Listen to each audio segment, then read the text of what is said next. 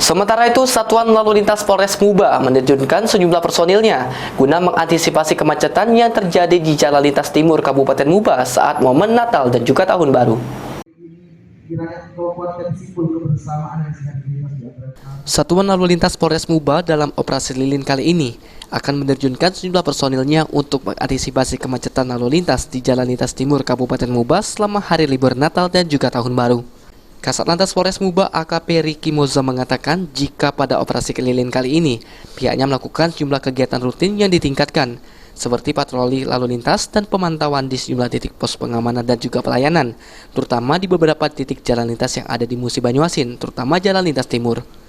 Riki juga menjelaskan untuk mengantisipasi kemacetan pada arus libur Nataru akan menerjunkan sejumlah anggota yang akan dipatroli khusus untuk memantau arus lalu lintas yang padat pengendara.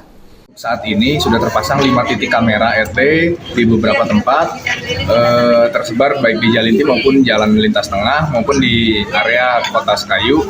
Selanjutnya juga untuk pelaksanaan RT kita akan direncanakan di pertengahan bulan Januari untuk serentak seluruh Polda Sumatera Selatan. Dan juga selanjutnya agar dihimbau kepada masyarakat untuk mendownload aplikasi Musi Banyuasin Dulur Kito untuk wilayah Musi Banyuasin, karena untuk informasi terkait dengan penilangan ataupun konfirmasi etle tersebut apabila yang bersangkutan kena tilang akan diberikan melalui informasi di aplikasi tersebut. Demikian. Apa saja yang harus dipatuhi oleh warga masyarakat? Yang jelas untuk pelanggaran-pelanggaran yang kasat mata itu sangat dapat dideteksi oleh kamera etle. Jadi kami menghimbau kepada masyarakat untuk tertib berlalu lintas. Jangan menghindari etle, tapi kita harus tertib berlalu lintas.